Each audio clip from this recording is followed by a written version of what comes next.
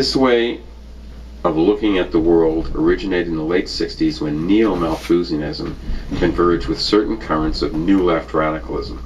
In the late 1960s and early 1970s, a journal called Ramparts served as an interface between left wing of the liberal university-based intelligentsia and what was called the movement, Maoists, anarchoid types, revolutionary black nationalists. The September 1969 issue, which also carried 3 statements from exiled Black Panther leader Eldridge Cleaver, contained a piece titled Eco-Catastrophe by Paul Ehrlich, a professor of biology at Stanford. Here's Ehrlich's message. Western society is in the process of completing the rape and murder of the planet for economic gain, and sadly, most of the rest of the world is eager for the opportunity to emulate our behavior.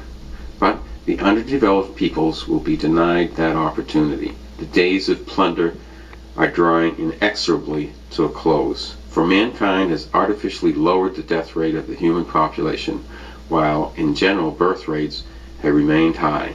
With the input side of the population system in high gear and the output side slowed down, our fragile planet has filled with people at an incredible rate. It took several million years for the population to reach a total of 2 billion people in 1930, while a second 2 billion will have been added by 1975. By the time some experts feel that food shortages will have escalated the present level of world hunger and starvation into famines of unbelievable proportions. I want to emphasize not only important similarities between this kind of neo-Malthusianism and the main currents of the New Radicalism, New Left radicalism, but also a fundamental difference. This difference accounts for the fact that Ehrlich was a tenured professor at one of the country's elite universities, while the Panther leaders were being killed and imprisoned. New Left radicalism stood for the global redistribution of wealth from the have to the have-not countries. Maoists and radical black nationalists identified themselves with social revolutions in backward countries like China and Cuba, which expropriated the imperialist-owned factories, mines, oil fields, plantations, and other property. Neo-Malthusians like Ehrlich maintained that socialist revolution in backwards countries could not prevent mass famines, and that a program aimed at rapid industrial growth would only accelerate the coming eco-catastrophe. These neo-Malthusians viewed the world economy like a children's birthday party in which there was a very large bowl of cookies. American, West European, and Japanese children got to the party first and ate up most of the cookies. If the children from Latin America, Africa, and Asia who arrived later tried to eat as much as the Americans and Europeans, they would only run out of cookies sooner. During the 1970s, many New Left radicals embraced green politics. Activists who had defended the Black Panthers against government repression in the late 60s, 10 years later were defending birds, fish, and salamanders, supposedly threatened by government construction projects. The leftist radicalization of student youth in the late 60s was disturbing for the American bourgeoisie, especially its liberal wing.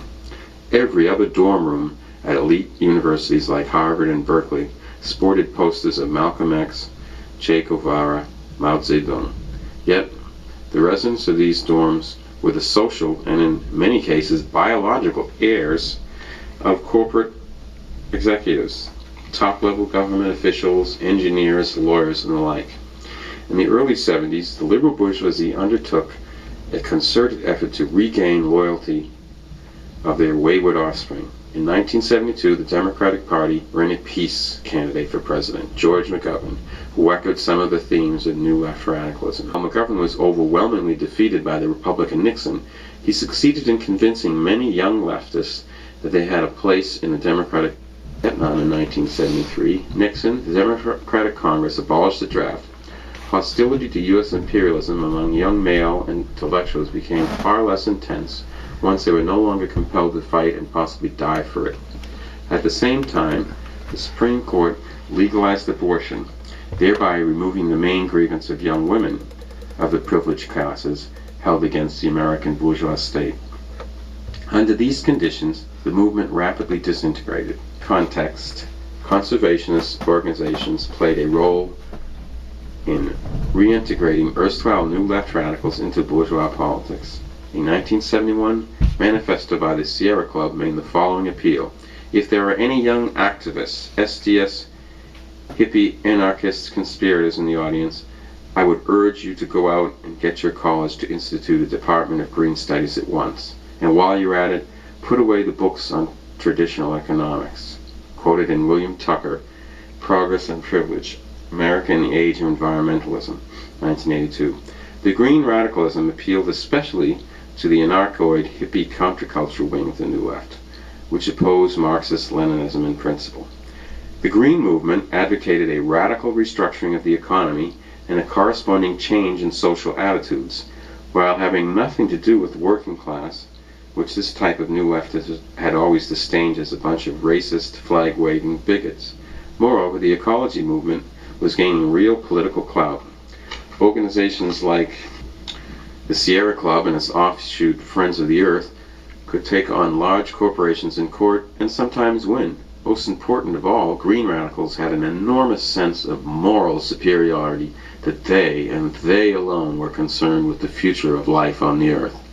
During the 1970s, environmentalism became an increasingly important component of liberal bourgeois politics, with one very significant exception. Black leaders were skeptical or hostile to the environmental craze.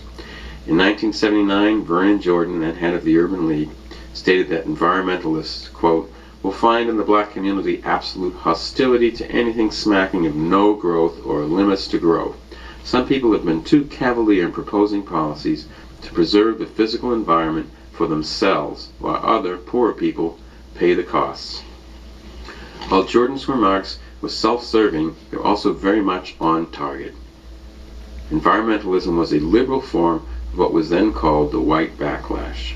White middle-class liberals and radicals, who had earlier actively supported the civil rights movement, had now turned away from the cause of the black masses in order to pursue their own interests, like maintaining pleasant suburban environments with lots of greenery, birds, and trees. There was another major factor behind the development of a significant environmentalist movement in the 1970s. A change in economic conditions and a corresponding change in liberal economic ideology. From the 1930s to the 1960s, the Democratic Party, especially its liberal wing, espoused Keynesian economics, promising full employment and higher growth rates through a mix of certain fiscal and monetary policies. The right wing of the Republican Party denounced Keynesianism as creeping socialism. They argued that ever larger budget deficits would impose a crushing burden of debt on future generations and would undermine the fiscal stability of the American state. The Democrats were generally viewed as the party of economic growth, the Republicans as the defenders of the status quo. But that changed in the late 1970s. The U.S. economy had begun to deteriorate in the late 1960s, and real wages stagnated. This situation was aggravated when the Anglo-American oil cartel and its Saudi Arabian client state manipulated a fourfold increase in the world market price of oil, falsely claiming that the world was running out short of petroleum. A major global economic downturn in 74-75 was widely blamed on the oil crisis. The profits of American corporations fell sharply as the downturn exposed the declining international competitiveness. The capitalists responded by seeking to increase the rate of exploitation. Major companies demanded and got give-back contracts from the unions with reduced wages and benefits. The Democratic Carter administration in the late 1970s oversaw the worst deterioration of the economic conditions of the American working class since the Great Depression of the 1930s. To justify this, liberal Democrats told the American working people that for decades they had been living beyond their means by consuming cheap but irreplaceable energy. In a major speech shortly after becoming president in 1977, Carter called for painful sacrifices as he asserted, "Our energy problems have the same cause as our environmental problem, wasteful use of resources." Needless to say, this is not a popular program, except among except among environmentalist groups, which criticized Carter for not going far enough.